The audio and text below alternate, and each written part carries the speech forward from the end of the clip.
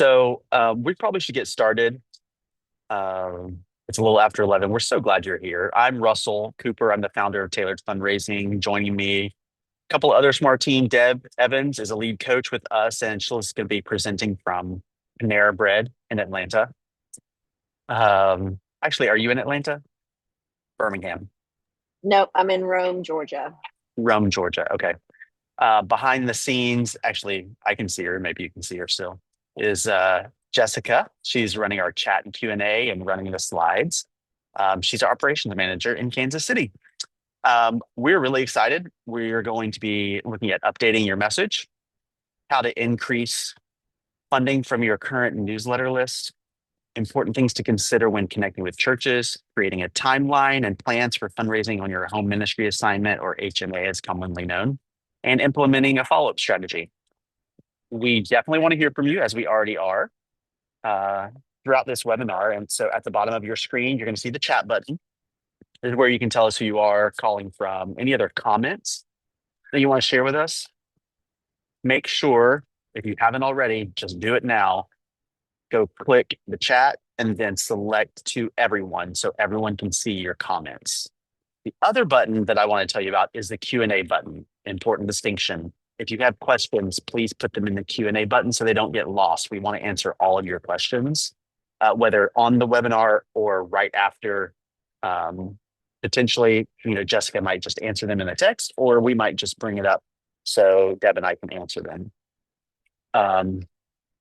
All of our slides are going to be shared through an email afterwards, and there will be a recording of this, a link sent to you. It'll also be on our YouTube channel.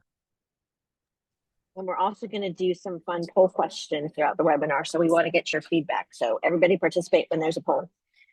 So there's a lot, as you know, if you've done this before, that goes into planning for your home assignment in your passport country. You've got to purchase your plane tickets, you're lining up church visits, vacation time with your family and your friends, and then who's going to keep your dog or your cat while you're away, all of the things. So we want to encourage you just to step out of all of those details for a minute and think through one very important question that's going to actually shape your entire trip. Ready? Here it is. What's the purpose of your trip? Are you fundraising? Are you visiting ministry partners? Are you visiting family and friends? Are you getting some rest time? Maybe something else? Probably all of those things to some degree. So that's why it's really important that you answer that question. And once we do, we can create a plan that's going to maximize our time and also reach our goals. Now, if you've spent any time with us at all, you know that at our core, we believe that fundraising is ministry. So we're going to assume that all of you are going to be meeting with and ministering to your current partners, also new potential partners, churches, and groups. So getting there and getting all of those details that surround the planning of your trip are really important. But equally important is what you're going to be communicating. So before you begin connecting with your partners and approaching new people, we need to think about communicating what has happened and also what's happening right now. I'm going to list some questions, and it might be helpful for you to write them down. So as you work on updating your message, I'd like to encourage you to work through the following questions. First question, what has God done? Are there some statistics that you can share? Even better, are there some stories that you can share? And then how have your mission and your vision changed over the years? Because likely they have. They're probably different than when you first entered the field. So how has your mission and your vision changed over the years? And then what are you asking God to do through your ministry, maybe in just this next year, or it could be this next term of service? For example, are you going to build a community center, maybe offer English classes? You're going to start a feeding program. So what are you asking God to do in your ministry, either this next year or this next term of service? You could even talk about what are you asking God to do through the people that you're serving, right? It just says it doesn't have to be something physical. True. Yeah. Sit down and kind of just dream with God about what do you want to see happen as your mission is accomplished in people's lives. And then what difference, of course, is this going to make that doing this is going to make to people? Because that's what it's all about, right? Life transformation. What difference are the programs that you're going to implement or the relationships that you're having? What are you seeing God do, and what difference is this going to make in people's life? Um, so now that you know what you're going to be sharing, the next thing we need to think about is who's going to be hearing it. Who is your audience? And also, where are you going to be sharing? So there's a lot of possibilities here. So you could be upfront in churches. You could be talking just to mission boards. It could be individual meetings that you're having, but it also could be groups, whether it's Bible studies, Sunday school classes, like a men's breakfast group. It could be groups in someone's home. So think about who the audience is going to be and where you're going to be sharing. I know I'm throwing a lot of information at you here. Hope your pens are ready. The next question is, what's the purpose of these meetings? Have some goals. What are your goals? Is it financial? Is it just creating awareness for people? Or is it encouraging people? And maybe to some degree, all of the above, right? Is this a current partner that needs a report, needs to hear some stories, needs to hear how God is working? Maybe you want to ask them for an increase. Or is this a new potential partner who might need to hear more of the whole message because they really haven't heard anything before? So knowing your audience and your goals and taking the time to tailor your message appropriately and really meet them where they are is going to bless them. It's also going to help you to manage your expectations and to reach your goals. And that really segues perfectly into segmenting, which is a huge part of planning, because it can feel overwhelming to think about like each meeting individually. But if we can categorize them into segments, it's really going to help. And we've worked with a lot of experienced fundraisers over the years. And a primary concern is they don't have enough contacts, But and I just had several of these conversations yesterday, but once we connect, we usually discover you have a whole list of contacts that you're not thinking of, which is really incredible. It's the people you communicate with all the time. I think one of the mental things, and Deb, you can confirm or not, but as a missionary, we're thinking, okay, who do I think will give? It's really not the question. The question is, who needs to hear about what God is doing? And so that really the, opens up our contacts, right? So looking at and maximizing your newsletter list is one of the first things that we can do. So here's our first poll question. How many people are on your newsletter list? We would love to know.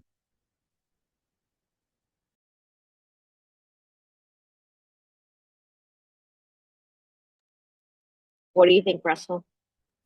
I don't know. I'm on my iPad. I can't see the poll. Oh, So I'm gonna go for number one, 100 to 249. I'm going with number 3. I'm surprised we don't have a under 100. You're going with number 3. You think most people on this call have 500 to 749 people on their newsletter list? We I got don't some like know, but I guess not. super missionaries. Super Maybe I'm thinking missionaries. social media. Maybe I'm thinking V, social media, I not think you are. newsletters. Yeah, You're like everyone on here is a VP of communications. They have they 500 are. to I mean, 70. I know my clients are. They're amazing. Jessica, you're gonna have to tell me when we end the poll because I can't see it. Okay. Listen, Um, can you see yeah, the results now? I can. Yeah, Yeah, 47%, 100 to you were 249. right. Let's see. 10%. I like literally I'm impressed that anybody has 500 to 749 people. So, and we have 2 people that have over 750. You need to give a masterclass on networking uh, and gathering contacts. Okay, so with that list of names in mind, think about how many of them are currently partnering. And typically, when we ask that question, you might identify 20 to 40 from that list who are current financial partners. If that's the case for you, that means we've automatically identified dozens of people that you could talk to about financial partnership, if not hundreds. And you may be thinking, this is a side note for me, that I've already asked all of them. Well, maybe we need to reevaluate whether or not we asked in an appropriate way or in a way that people could respond. A great reason to connect with a coach. And it's a great group to start with. These are people who are already connected to the ministry and they've shown interest in hearing about what's going on, right? So now let's take a look at how many social media contacts you have. How many friends do you have on Facebook and Instagram combined?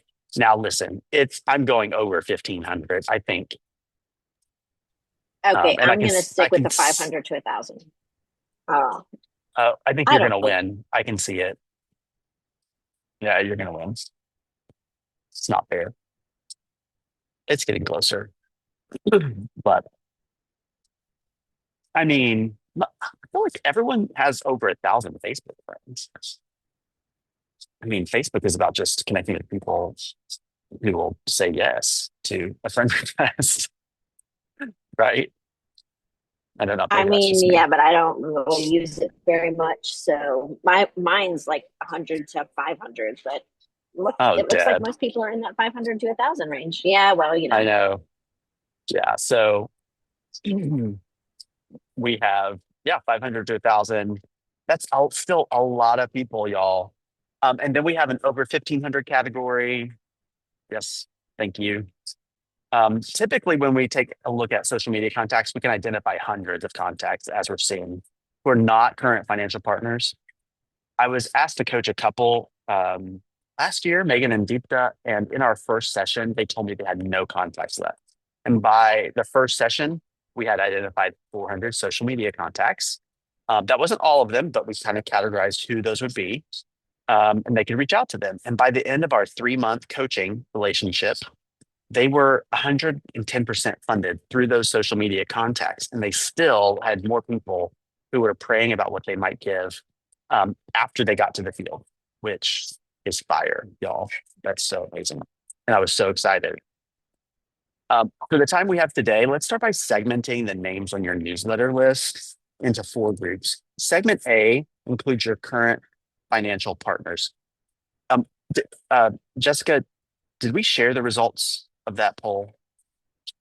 The last, Or is that yeah, something I did. I had to do? Okay. Um, Again, hard to tell on my iPad. Um, segment A includes your current financial partners. You might be wondering why segment people who are already giving. And it's because there are still meaningful ways we can invite them to engage with the mission and grow in partnership. The first thing we can invite them to do is to consider increasing their giving. If someone has partnered with you for at least a year, it's perfectly acceptable to show them your gratitude for their partnership. Ask them to consider increasing for the coming year, especially if it's asked around impact, which we're huge on. Another way they can help is by connecting you with their friends and family. A great way to do this is by hosting a get together or in person or virtually, but not everyone is cut out to be a host. So even a simple introduction through email can be helpful. We're really big on advocacy. We'd love to coach people on advocacy. It's different than referrals. Um, it is somebody, if you're a big cheerleader of yours, probably a current partner, who is going to introduce you and actually advocate on your behalf in a very intentional way. Um, so this doesn't have to be a large group. The hosting, it can be 1 or 2 other people. It can, and make sure they understand it's not the number that matters, but it's the level of interest that it's high. We'd much rather have one very interested person than 10 people who just showed up to be warm bodies. And having a succinct, powerful message helps advocates share it with others, which is super important when you're advocating. Segment B are the people who have given in the past, either one time or ongoing. This is a great group to connect with because they've already shown interest in financial partnership at some point. The greatest indicator of someone's inclination to give is if they've given in the past. Some may have not been aware that they could partner monthly, so they gave a one-time gift, whereas others who did partner may have stopped giving due to a credit card error, and they simply weren't followed up with, or maybe life got difficult, causing them to have to stop their partnership, but time has passed and difficult circumstances change. Whatever the situation, it could be a good time to check back in and invite them to consider an ongoing monthly or annual partnership. Then we have segment C, our third segment. It's everyone on the list who hasn't financially partnered in any capacity, but you'd like to ask them to consider it. Even if you've reached out before and they said no, or they haven't responded, it can be worth reaching out again if at least a year has passed. Uh, And if they just haven't responded, it can be less than a year. It's likely their circumstances have changed or their focus has changed. This is a hard segment, I feel like, Deb. And so, like, really evaluating with a coach. I feel like I'm really salesy today, but I just really believe in what coaching can do. Um, Having a coach sit down with you, evaluate potentially why people didn't respond or why people might have said no. It's going to be a huge benefit, and will just open up your network so much. Okay, so the fourth segment, segment D, includes people you aren't ready to ask yet. You may need to develop a relationship with them. A lot of times we see, you know, you actually a financial partnership as the beginning of a relationship. It just depends on the person. Um, Maybe you've spoken at a church and you don't know the people who've signed up on your newsletter list. So with this group, it's time to start building that relationship. Reach out to them, let them know you're visiting the area. You'd love to connect. You can do that video conference anytime. You just want to get to know them better, share personal update, these things. Um, just a quick note when creating sign-up sheets or comment cards, include the church, a field for the church. Just because when you do so many churches and you gather all those contact cards, you don't want to get mixed up on who goes with what church. So it's just a great plan, a great system to have in as far as record keeping goes. Yeah, and sometimes the database that your organization uses will have a place in the system to put that, and that's super helpful. I literally have a client right now, and she's like, "I have all these people on my list, and I have no idea how I know them." Like, okay, so that just is really important to know where you know people from. All right. So the reason that we suggest segment your newsletter list is because, like we mentioned before, your communication needs to be tailored to each one of those groups. So with all the segments, first of all, we want you to start by praying for each one of those people and really praying for wisdom for yourself. Remember, like, we make our plans, but it's the Lord who establishes our steps. Then you want to send an email, or if you can send a physical letter and you want to send a physical letter, maybe you have someone who can send physical letters for you. You can do that as well.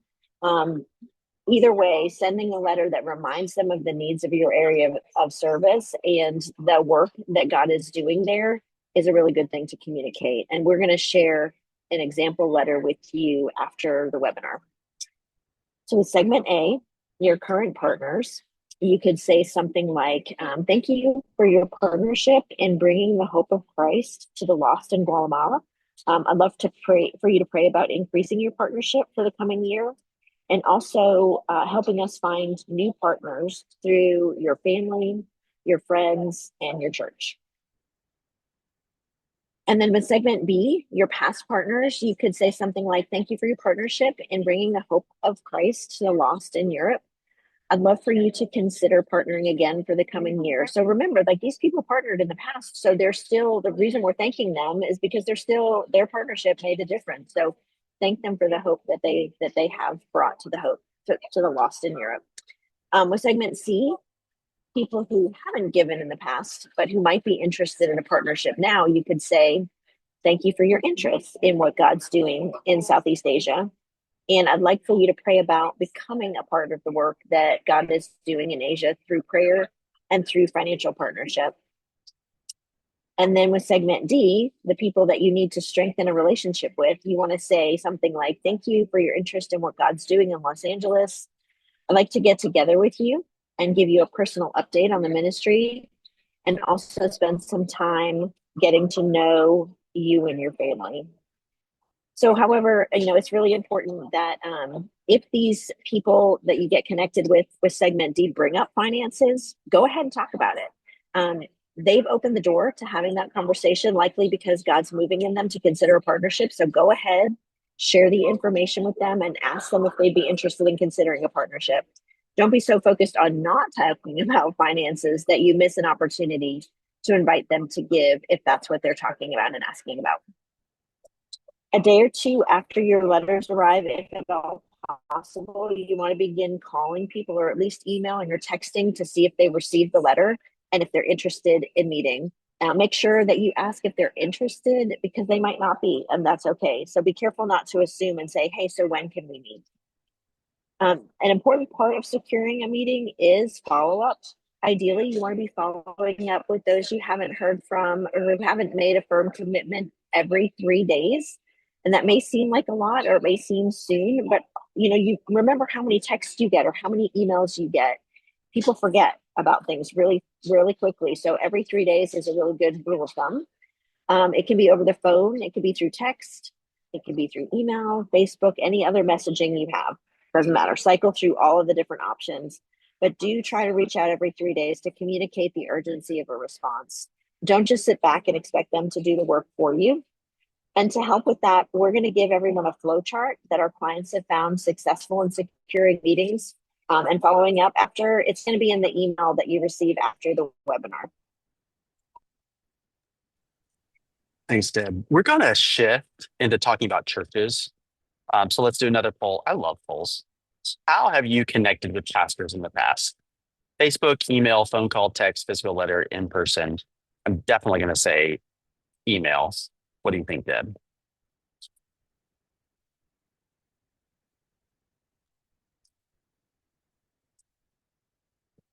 Yes, I'm winning for sure on the email front.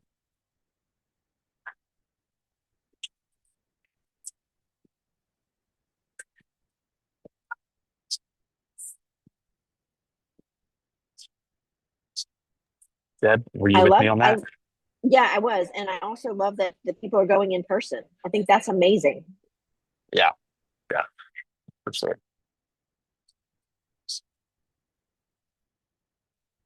Yeah, email to open the conversation, in person. That's great. Let's close the poll and see where we're landed. Okay, so email, phone call. It's a nice split. Wow, 75% in person. I mean, I I guess know that makes that's sense if you're talking to pastors, or where you're going to church. That's great. But going and meeting a pastor at a church to reach out to them is amazing. Um, when you and on that note, when you reach out to a church, make it as personal as possible because you're likely not the only missionary um, that is coming home. Start by finding out who the best contact person is to contact, and then, if at all possible, you can go.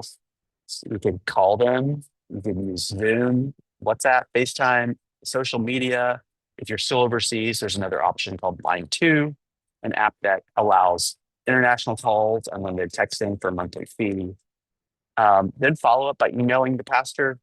This is if you're still overseas or not in that location. You're going to let them know you tried to call, that you'd like to visit the church while you're home, and then share whatever your request is. Here are several options you might want to think about requesting. Sharing with the church congregation during one or all of the services. You could request to put up a table in the foyer with ministry info like brochures, cards, newsletter sign up, etc. You could also ask to be connected with small groups like Sunday school class, a prayer group, small groups. However, be aware, like if you're doing this in the summer, because I know a lot of people do, some groups take breaks over the summer, so it may limit your options and make scheduling more difficult. But if the pastor is willing to connect you, having them send an email introduction and having like introducing you through email and your ministry, and then following up right away, that would be fantastic. You can reach out directly, but the reference from the pastor goes a really long way. If you share with a small group, we definitely recommend having a response card for each person to fill out, even in the large church setting. It's great. It's a great thing to have something in every seat. Sometimes we use QR codes as well. And we recommend actually having, especially in small groups, something that says, I'm not interested at this time. So that way you can have everyone fill it out no matter what. If you want everyone to fill it out, the idea is that you're getting a response from every person and you know exactly what action to take in following up. You may want an opportunity to speak to the missions committee about a new, ongoing, or increased financial partnership or their consideration in a one-time gift. If you're not able to attend our webinar on building church partnerships, Jessica's going to put a link in the webinar in the chat box. It's also on our website or YouTube channel. Another thing you can ask is to be included on prayer request lists. If they have a prayer group, prayer chain, this is a great way to raise awareness around the ministry and its needs, and it also keeps the church connected. People have some really good things to say in the chat. So y'all read some of those things in the chat. It's great. People have been increasing their church partnerships and talking about QR codes and Zoom meetings. So really good stuff, and keep the chat coming. All right, so now we're going to talk about creating your pre-trip plan. So it's important for us to begin setting up our fundraising plans way beforehand, because we all know how crazy it gets once you actually get ready to go.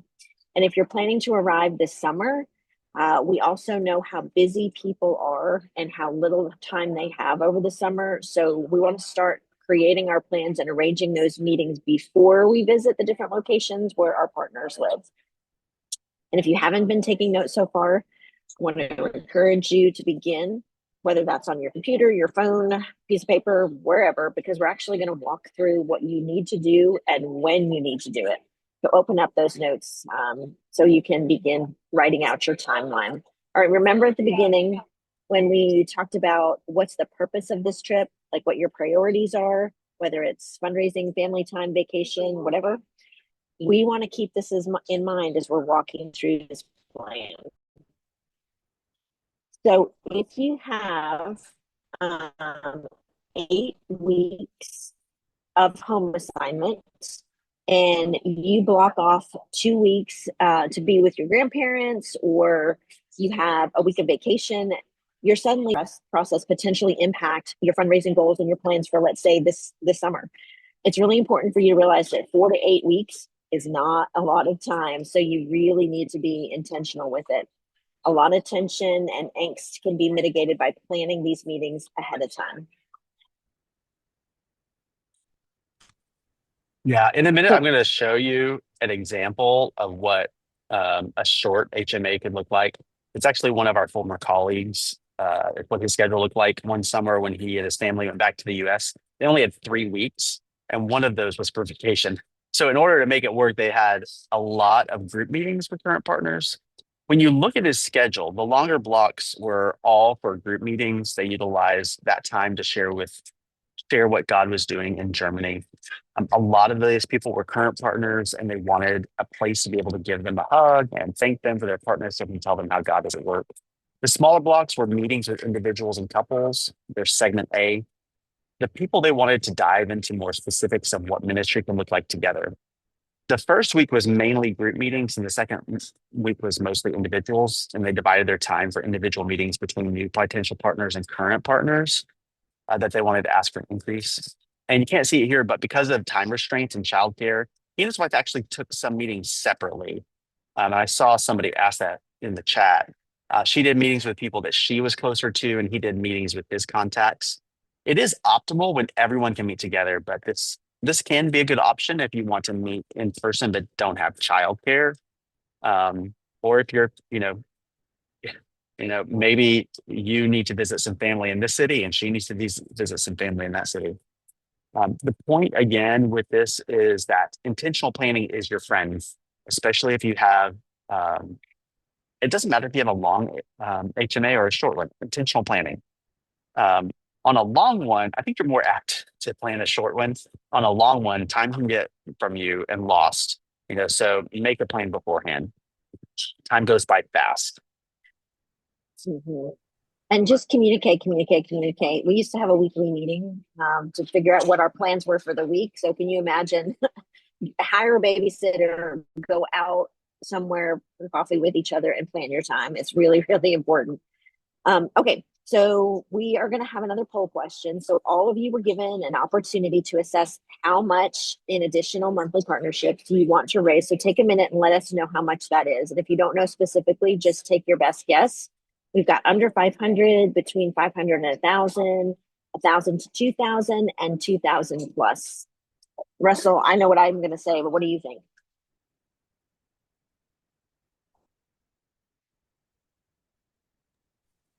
I think it's 1,000. Yeah, I was going to guess the 1,000 to 2,000. So actually, I'm wrong.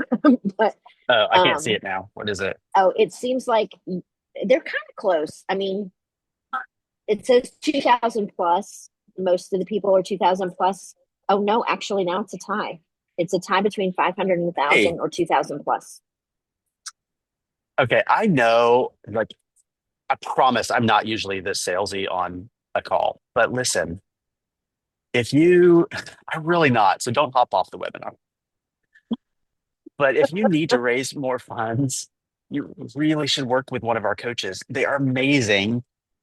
People raise at least 10 times. Yeah, the evaluating the dollar is killing. People are raising Yep. at least 10 times what they're spending on a coach. There's no risk. And something that's Hmm. different than us than maybe other people who coach or train is that when you work with a tailored coach, almost every potential partner that you sit down with and invite to give say yes, as opposed to most missionaries experience half say yes and half say no. So literally, there's no risk to working with a tailored coach. Um, it's just calming. Okay, Deb, I Yeah. digress Well, and I'm not again. salesy. Yeah. No, I'm not salesy at all. I mean, You're at all. definitely not. But here's the thing. No, no. People, you're trying to raise monthly funds, but there are people that are going to give one time. So use that one time to cover the cost of coaching because you can't count it toward your ministry budget Well, anyway, right? you So, can some. I mean, Anyway, a lot of the people let's that move we work on. I with. don't want So, people to yeah, get yeah, all up hot and right. bothered about it. Yeah. Okay. All right. So, if you need to do some more work on your budget before you know what the number is, we are going to highly, highly, highly recommend that you make time for that this week. It's really important to set this, not just for you to know, but for you to also be able to share that number with your potential partners and your current partners. You could share your financial goal in a newsletter or an email or even in an in-person meeting just simply by saying, hey, we're looking to raise an additional $1,000 in monthly partnerships while we're home. And you might have goals in addition to these specific dollar amounts. You may decide that maybe you want 10 new partners. That could be a goal that you pray for. 30 new people on the newsletter list or 2 new churches. Those are some examples. The next thing that you want to write down are dates. So you want to start with a date that's 3 weeks before you plan meeting with people. Yes, 3 weeks before you plan to meet with people. And you'll have to do this before each location that you plan to visit. So this is the date that you need to begin calling, texting, or emailing people to set up meetings. The second date that we want you to write down is even before that. It's 4 weeks before you arrive. And this is when people need to receive a personal letter or email from you to ask if they'd be interested in meeting while you're in town to hear about the ministry.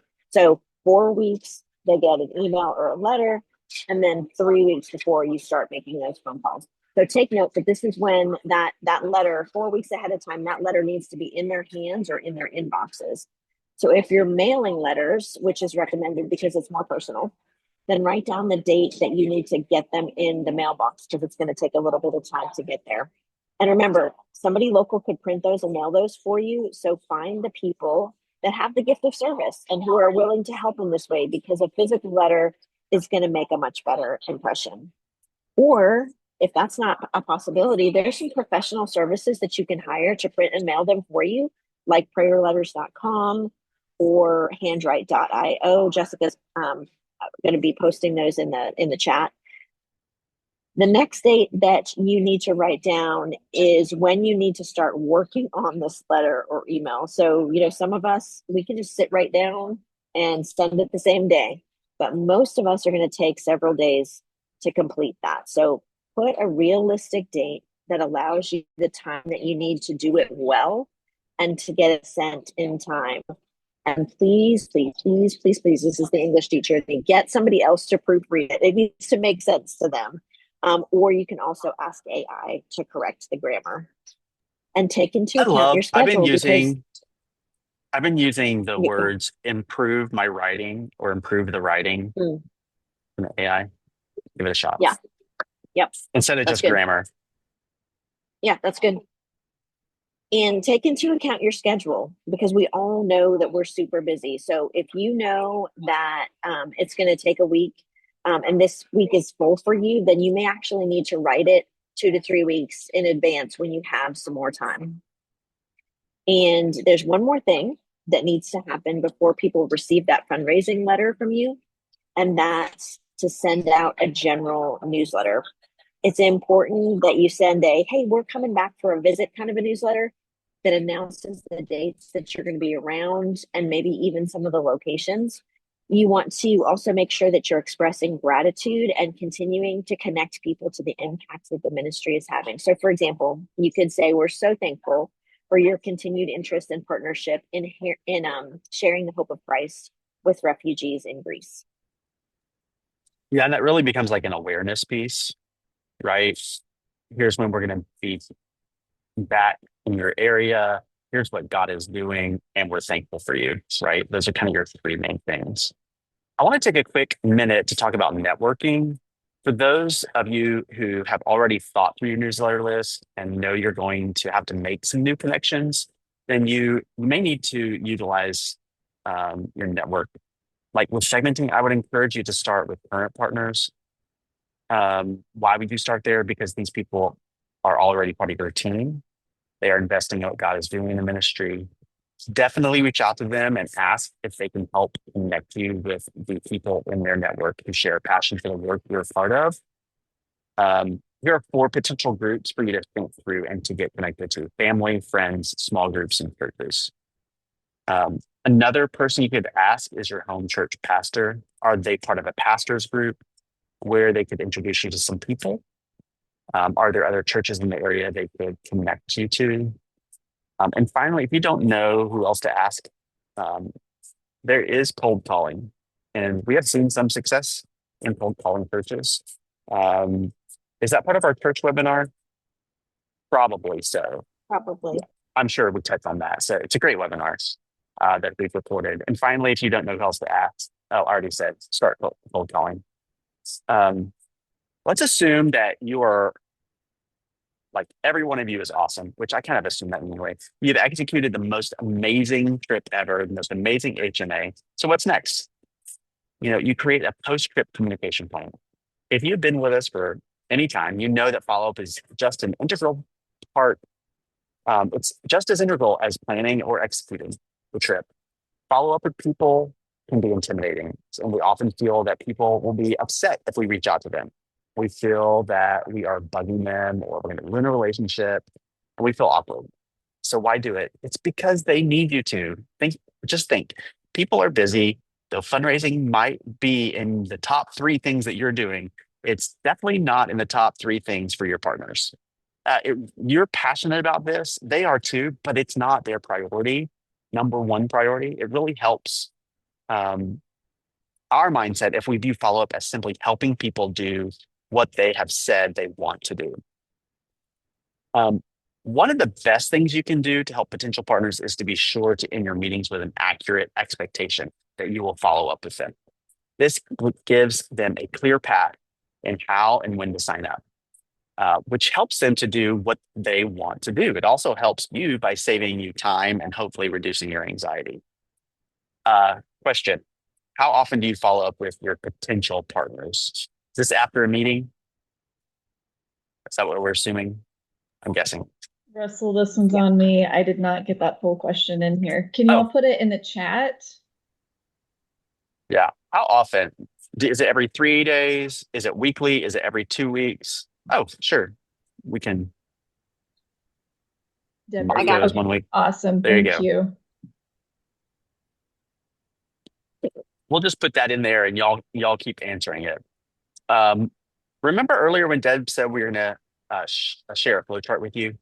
Here is the part of the chart. Do you have this on for here, Jessica? Yep.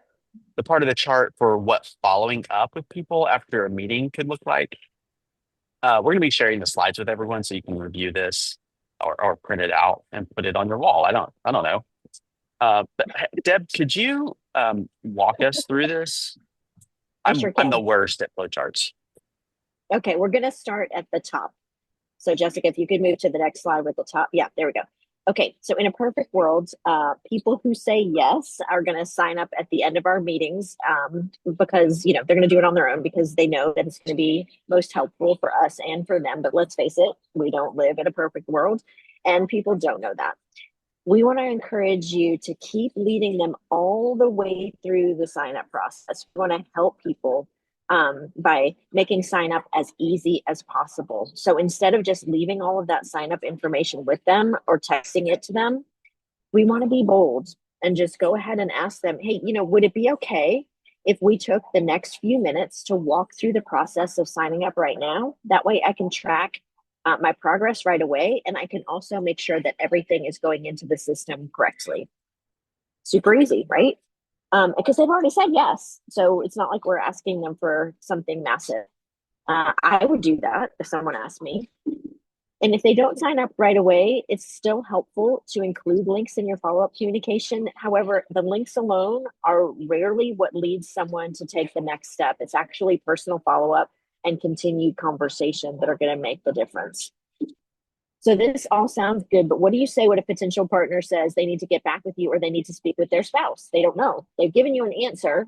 How do you set the expectation of follow up when they've said they're going to get back to you? I always You start sh- by just acknowledging their answer. Go ahead.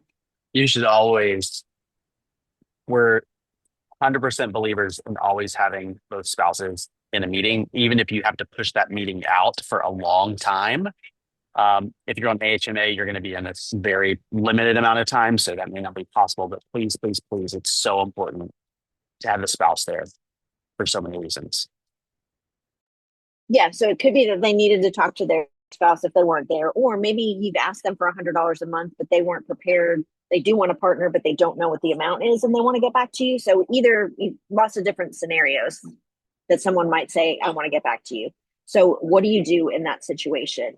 I always acknowledge the fact that they have answered, and I say, like, "Thank you so much. That's wonderful, but I know that you're busy. Would it be okay if I followed up with you on Tuesday? Is that enough time for you?" And if they say yes, then you could also ask, would a text be okay with you? So they know when to expect to hear from you and also how you're going to be reaching out to them. It's super helpful. So we recommend that you follow up with your potential partners every 3 days for 2 weeks. But if that seems soon to you, you could do that every 4 to 5 days for 3 weeks. The bottom line is that if you want to be fully funded, you are going to have to lead people all the way through the process of following up with them. One of our former colleagues had a partner that they'd been partnering with them for several years, and they received an email saying that their credit card had expired. So what they did was they reached out to her, they thanked her for her partnership, and they also connected it to the impact that she was having in Europe. And she responded that same day saying what had happened and that she would sign up in the next day or two. Well, 2 days had gone by and she hadn't signed up yet. So he messaged her, and then again, 2 days passed and he messaged her again. And then she apologized for not signing up. And within a few minutes, they'd received a notification that she had signed up. And what's more is that this opened up a conversation for them to connect again. And now she and her husband are planning a trip to come and visit them later this year. So the point of this is following up with people is crucial. And it's a way to also deepen your relationship with your partners. All right, we Um, have just a couple minutes. I don't know, Russell, what were you going to say? yeah, I was gonna let, let's go ahead and do some reflection before we move on to questions. How does that sound? That Um, sounds good. I I would love to reflect on what we've experienced this past hour, um, and share in chat. Everyone share in the chat, not just some. Everyone. What is something in this webinar that has been helpful for you?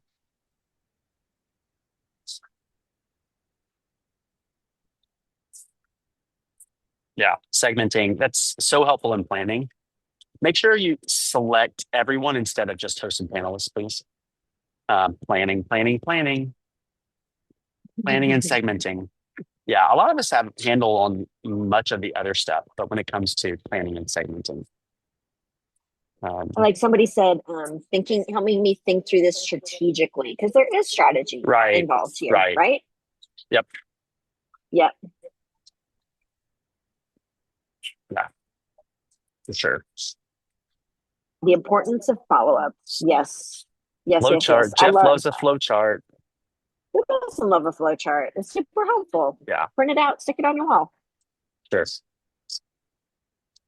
Oh, look, somebody Um, said that this webinar helped me to see that I'm doing a good job connecting with my friends and yes, partners. Yes, Mako for the so win. very, very good. Yep, love that. I do love that.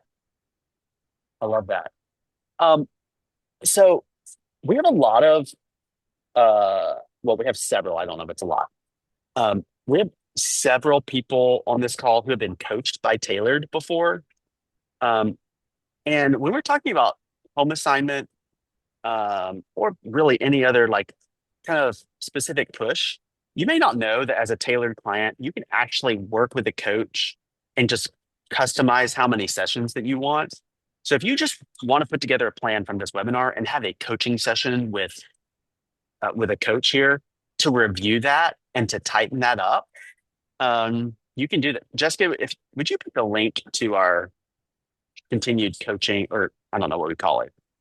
Um, anyway, it's a link that explains more about what it looks like to customize something with us. Yeah, it's called continued coaching. Uh, so take a look at that. Um, you may want to have your home for 6 months, and you want to meet with a coach twice a month for the first 3 months, and then once a month for the next 3 months. Whatever it is, we'd love to help you out. And if you're not sure, you can schedule a time with me. So I would love to take some questions. So I don't know. Have we had questions, Jessica, in the chat, or sorry, in the Q&A? We have had a couple. Um, let's see. Eric Campbell asked about timeline, which you guys did touch on, but could you maybe clarify a little bit, like the working backwards, like how, like from the time that you're going on a home assignment, how far backwards do you recommend you start? 2 months, 6 months?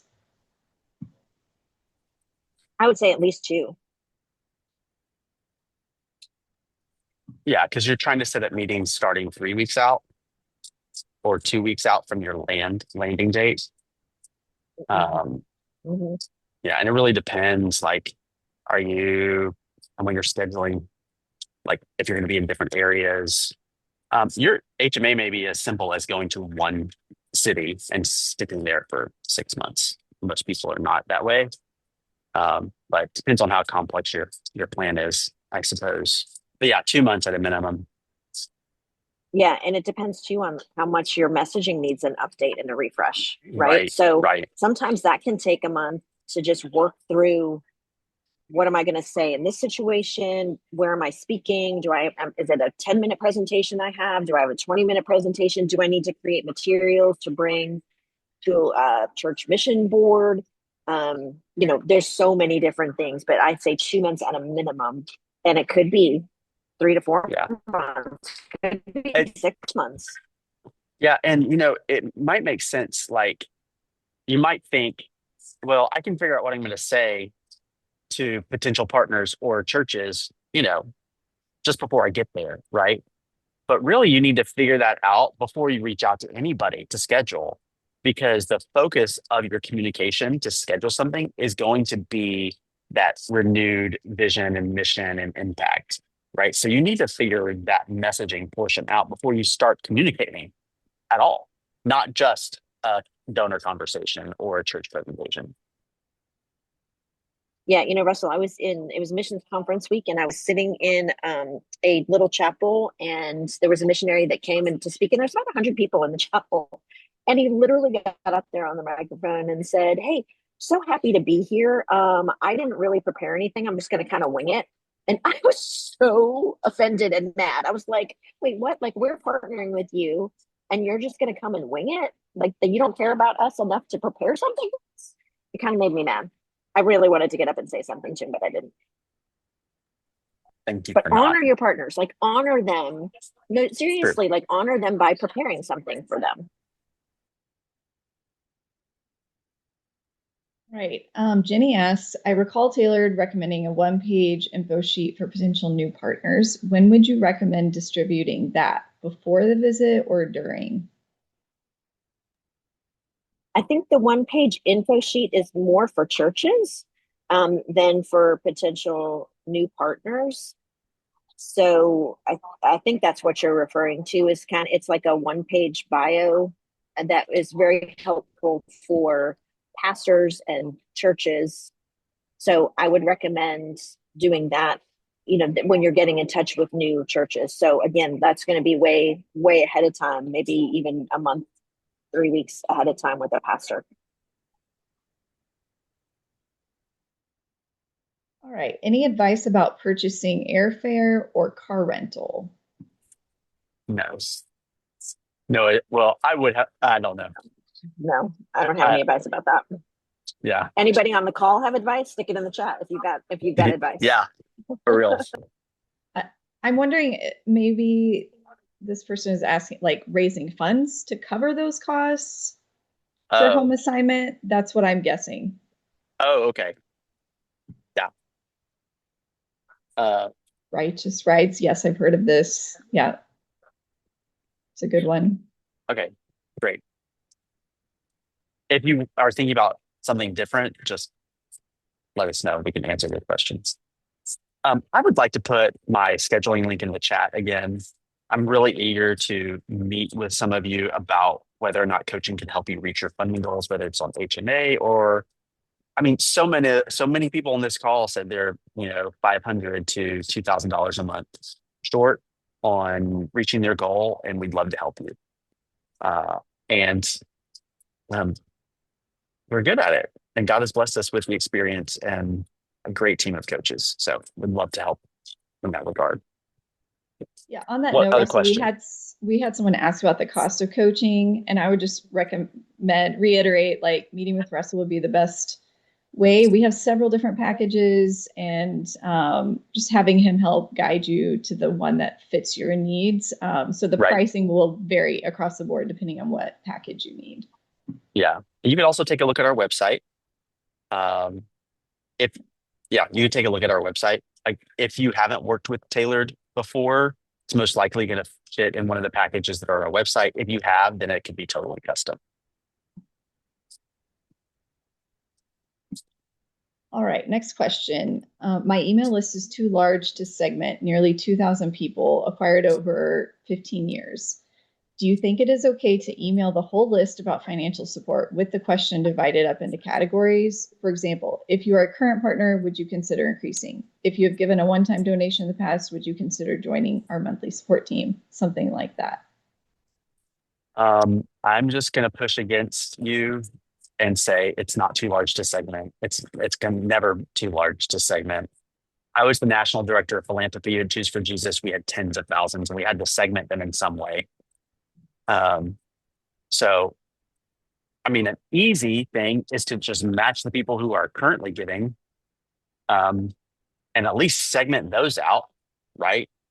I think it's really, Deb, would it be matching people with your donor reports Yeah, in I would just general? You could at yeah. least do that. Maybe you don't have four segments, but you at least have three: people who currently give, people who have given, people who've never given before. You can I say easily, you can do that by running reports, right? So I'm just going to say you have to segment them, and no, putting multiple options Yeah. in a communication does not work nearly as well. Not nearly as well.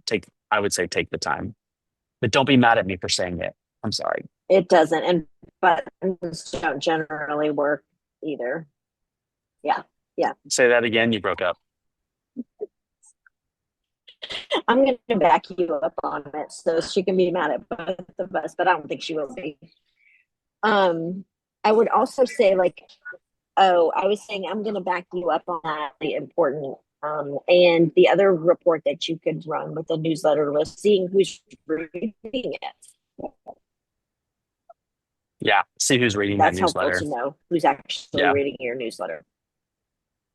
and then Deb, you're really reconciling that delayed, against so running I'm a going report to take the to a data questions. Bailey who's giving one time. What else do we have, Jessica? Okay, how often do you Great. suggest we do a home assignment of 2+ months?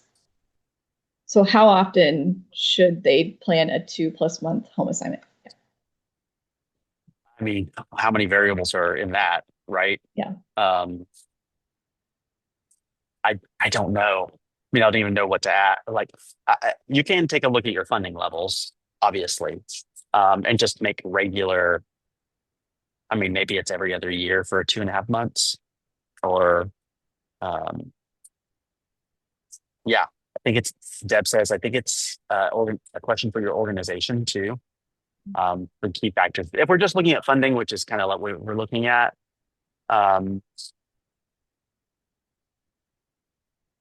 I don't know, every couple of years, I would say that would be fantastic if it's 2.5 months, which is what 8 and 10 weeks, or maybe it's every 3 years.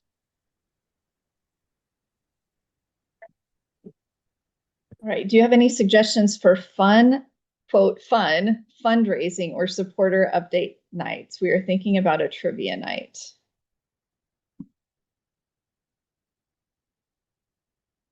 That does sound fun. It does sound fun. Trivia night sounds really fun. Um, Deb, I think you're back, so feel free to jump in with. You're not frozen anymore, so feel free to jump in with fun things. I'm not a Yeah, fun I think, person. oh my gosh, yeah, trivia night sounds amazing. There's a lot of times too, your churches will let you use the space. Like I know the person who we shared their schedule.